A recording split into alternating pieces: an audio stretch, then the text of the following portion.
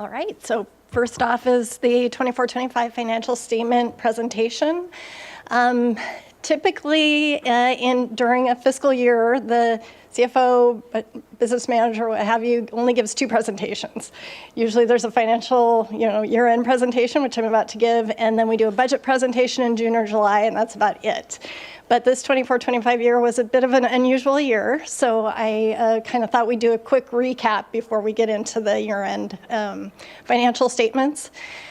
So really, January, February is about the time that we can really hone in on projections. We don't find out our transportation allocation until February. We start, honing in on what our actual enrollment is like and that type of thing. And that's when my director and I realized around February, March, that instead of a $4 million deficit for 24-25, that it looked like we were going to end the year with a $10 million deficit. So I came in and did a budget status report back in March to let you know. This was primarily due to an increase in the number of special education students that we had entering the district and the need to hire a lot of additional certificated and classified staff for that. As you know, the special education is not fully funded by the state, so anything additional comes out of levy dollars or fund balance. So back in March, we kind of projected that we were going to come against our budget appropriations that was approved last August, and that we were going to need to do a budget extension. In June, we passed a resolution allowing us an additional $10 million to spend for our total expenditures, and then that is filed with OSPI. Then July 8th, I did another board update. That was when federal funding was very unsure, and there was a lot of consternation around, are we going to even have federal funds for 25-26? That was about $2 million, and so I did a presentation about that. We have received those funds for 25-26, but we're still up in the air whether they will continue into 26-27. And at that time, I did another budget status that we still were on track to end the year with the $10 million deficit. And then, of course, in August, we had our budget presentation. All right, so I'll get started on the presentation, and I'll try to keep it brief, but not talk too fast. Our enrollment trend, this is an important slide. Enrollment is the number of students we served. We've had a 16.5% decline since 16-17. That was really a high point for Evergreen at 26,000 students, and we ended the year with 22,000 students. And to put this in perspective, for every student, we get basic education money about $11,000 per student.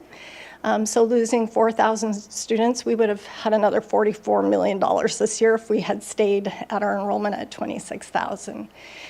So this has been a big reason why we've seen 3 years of reductions and why we're going to continue to have to make those reductions to adjust for this. A big kind of story behind this, people say, where have the students gone? For the most part, it's that our incoming kindergarten classes are getting smaller and smaller year after year. When I look back at that 16-17, our kindergarten class was 1,800 students. Now we have 1,400, and in this current year, it's down to 1,320. So we have these small class sizes coming up through the district. I did look to see out of those 1,800 kindergartners that started back then, how many 8th graders do we have? And it's about 1,750. So there's a little bit of attrition through the years, but the big difference is that we're graduating out classes of 1,800 and bringing in small classes of 1,400. So we're seeing it more at the elementary years right now, but those small class sizes will continue to grow up through our middle and high school.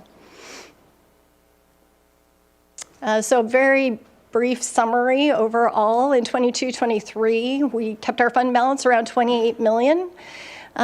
We had ESSER funds at that time, so these were special funds granted by the federal government to help with the impact from the pandemic. So we were allowed to maintain more staffing during this time using those federal funds, which was great, but of course those federal funds went away in 23-24. We were able to bank a little bit of fund balance and get up to $32 million, which we intended to use that additional $4 million in the 24-25 year. However, we ended the year with the $10 million deficit that we had projected. So we did end the year at $22 million. The general fund is made up of reserve accounts and then unreserved accounts.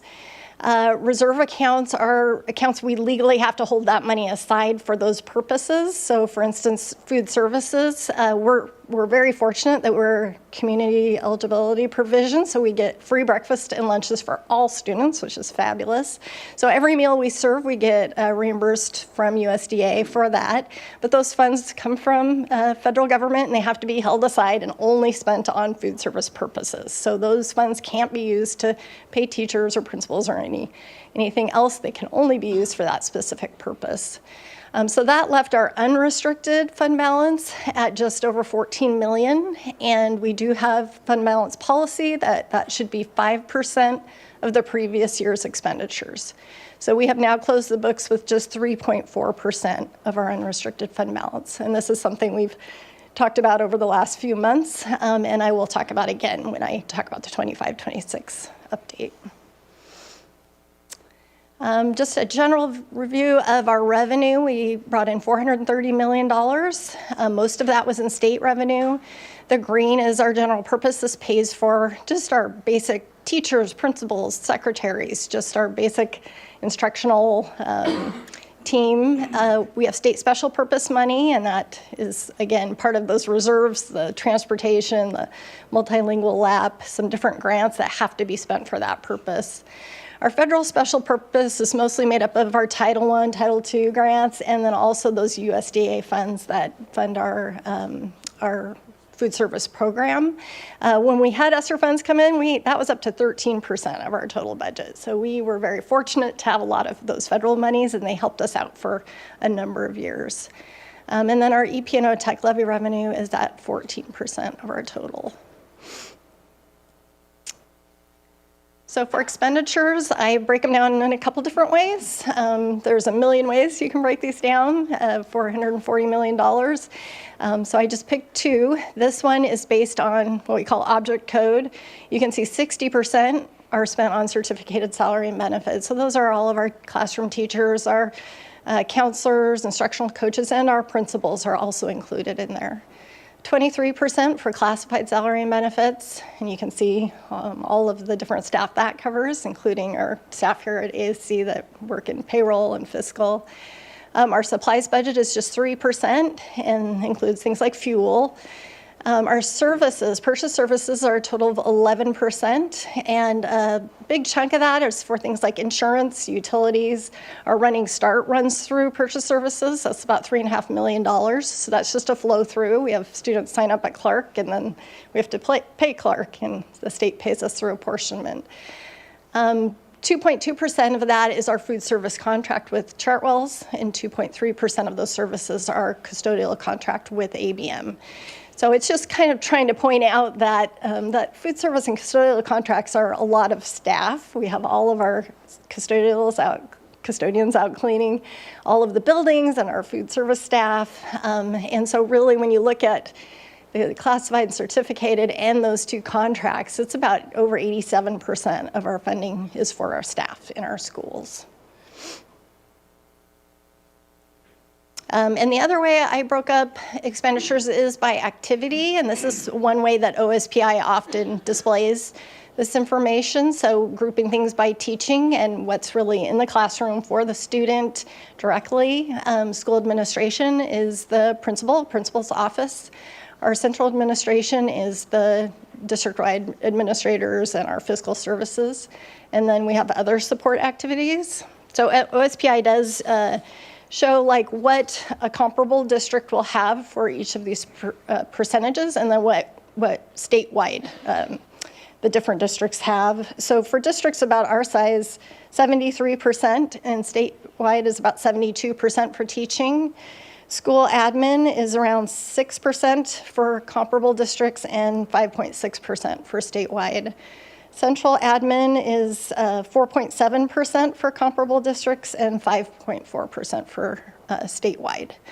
And then our other support activities that usually runs around 16 to 17%. My last slide on this portion of the presentation is just a little explanation of our other funds. So being government, we have fund accounting. And these separate funds, we can't mix and match and use these funds for other purposes. Capital projects are only for building new buildings or modernization. We can replace HVAC and roofs with these funds. And this is where, when we went out for bonds, the money came into our capital projects fund and was spent out of there. So we're ending the year with 89 million in there. So it's got a healthy fund balance. And this funds all of our summer capital renewal projects. And it's made up of all kinds of revenues, including impact fees. And we just sold the old image. So that all went into the capital projects fund. Our debt service fund, the revenue is just local taxes collected to pay off bonds that then built the capital projects fund. Buildings, our ASB, Associated Student Body, students did good. They added 50,000 to their fund balance last year, so they've done a great job fundraising and managing their budgets. And then lastly, our transportation vehicle fund that just goes to purchase buses. It's just for from buses, so we have a healthy balance in there as well. So the transportation department does a great job of managing our fleet and replacing and doing all those things. All right, so now I'm going to do you a quick 25-26 budget status update.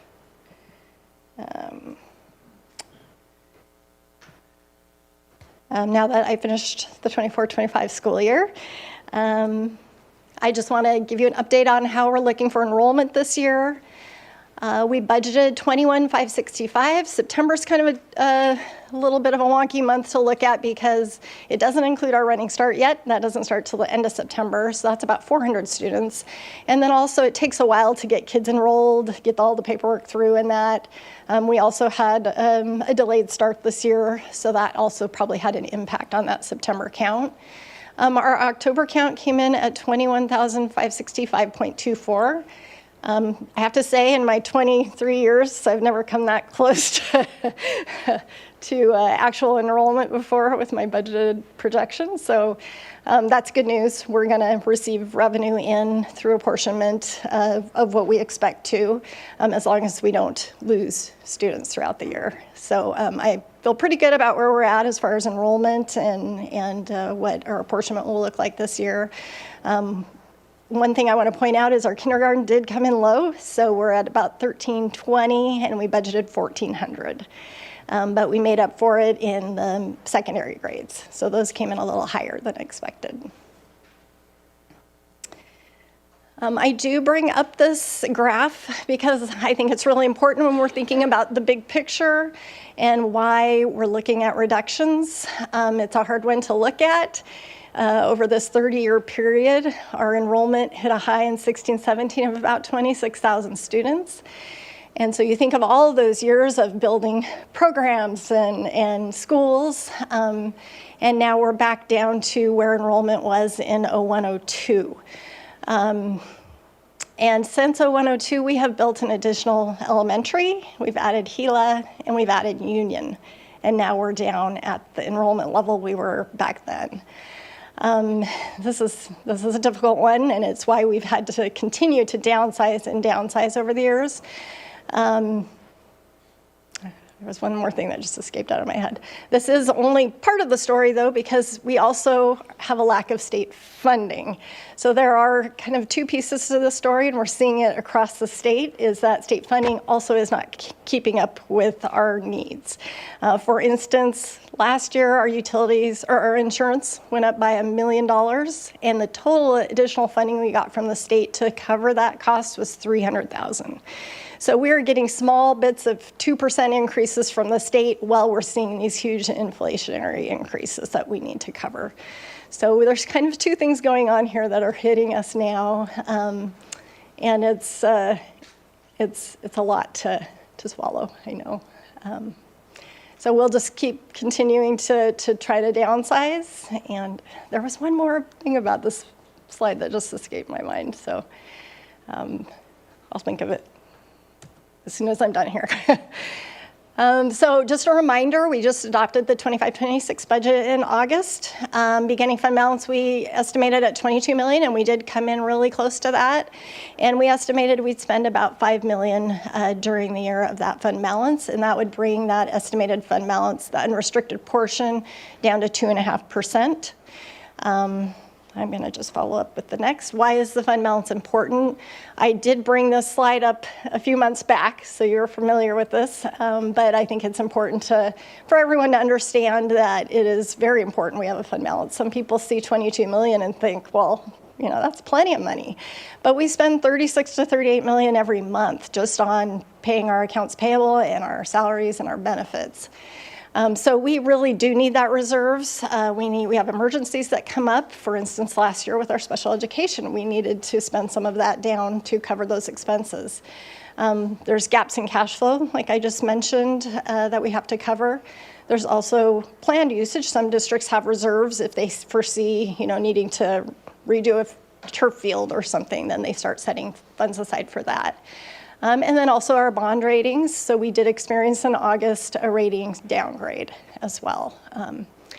So our reserves have fallen below our minimum 5% set in board policy, and the policy requires that we develop a financial action plan to restore the fund balance back to the 5% required amount.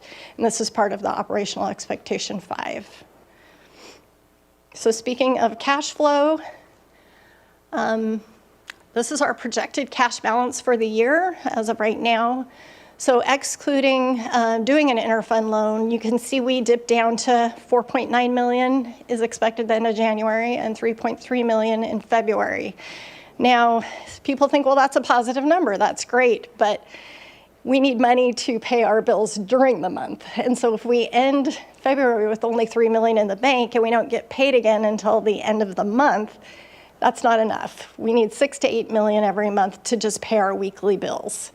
So it's kind of like you get your paycheck at the end of the month. If it all goes to your mortgage, you still need to eat and pay your utilities and do the things during the month until you get your next paycheck. And that's where we're at right now. So I put a resolution together for a short-term interfund loan of $10 million that we will take from the Capital Projects Fund. So that'll go on the December board agenda, and I think I shared that out. And that will give Dr. Maloney and myself the latitude to transfer the money over from capital projects in December to make sure that we don't get into trouble in the next few months.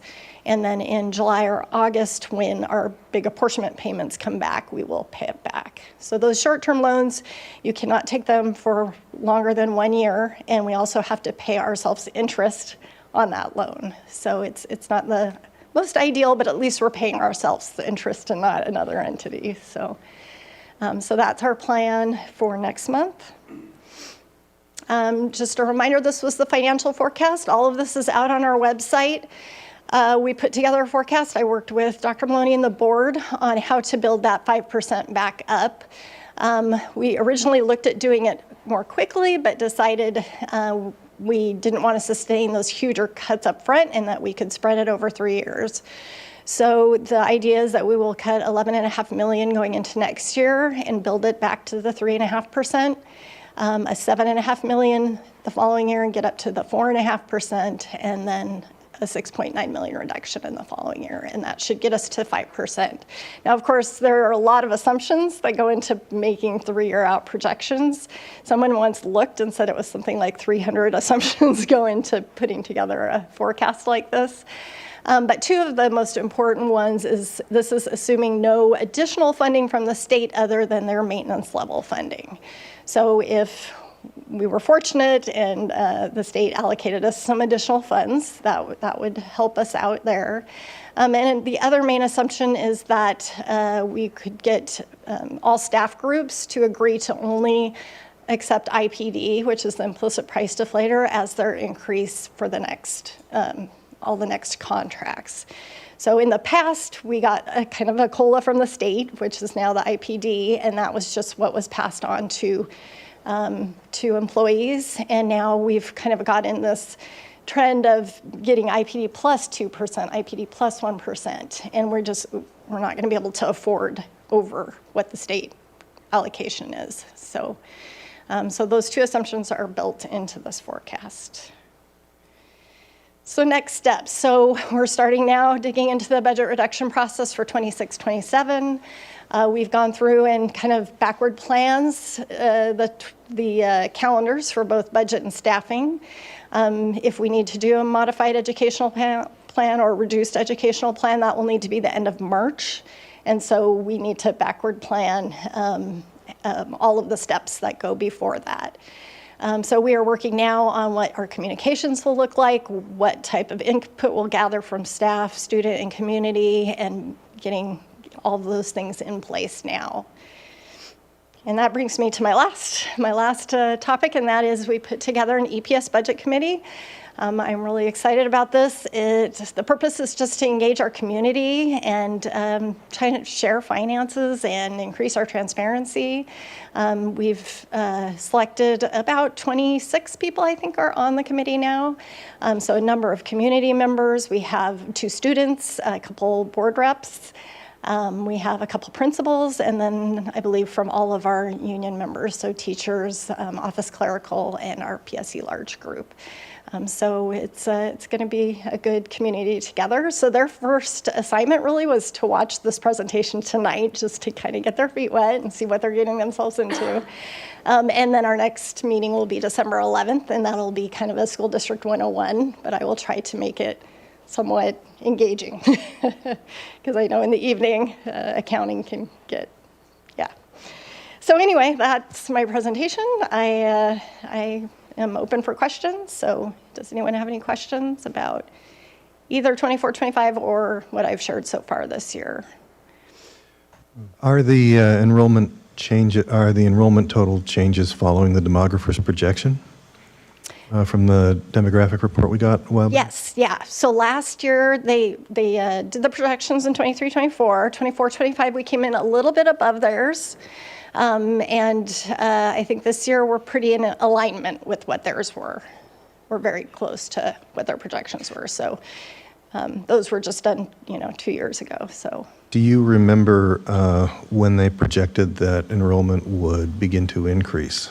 Again, it's a couple of years. It was going to stay around the 20,500 for a couple of years out, and then there was hopefully a gradual increase. I think it was probably maybe around 2030. 2032 was.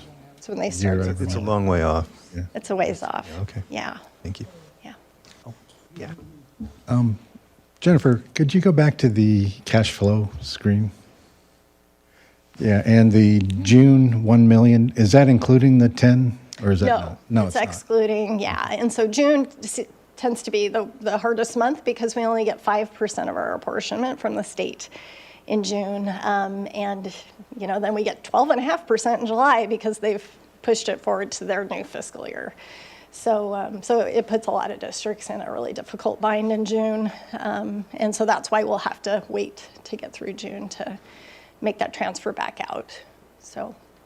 Yeah, I mentioned too, that it's possible some of our payables, maybe they could go out 45 days. Maybe.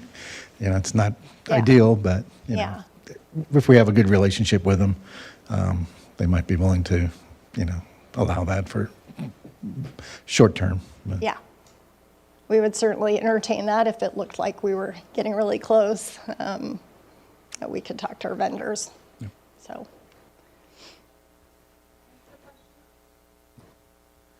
Someone's got to. Is it one of our? Did you guys just ask? What? I don't think we do that right. Okay. We don't have audience questions for this particular presentation, but I did have a question. So what are the ramifications for doing the interfund loan at a state level for the district? This will be our second one.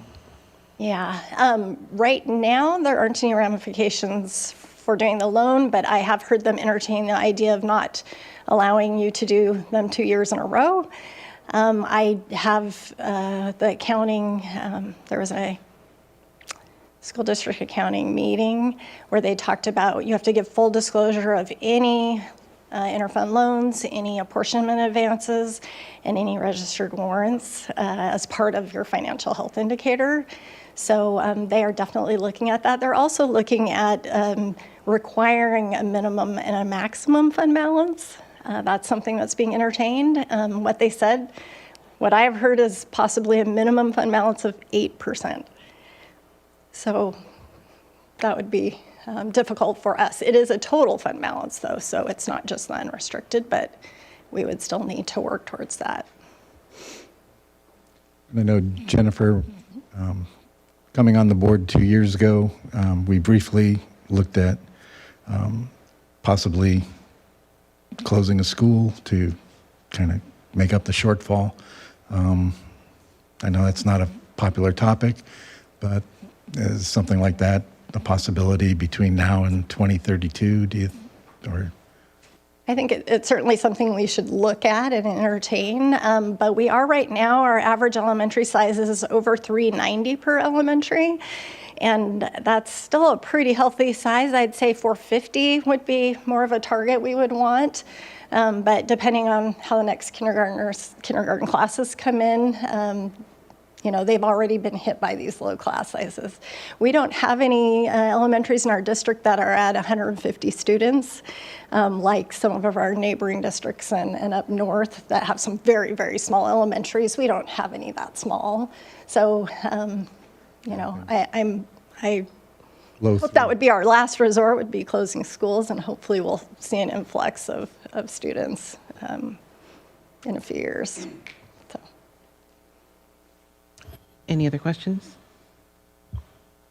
Thank you. Thank you.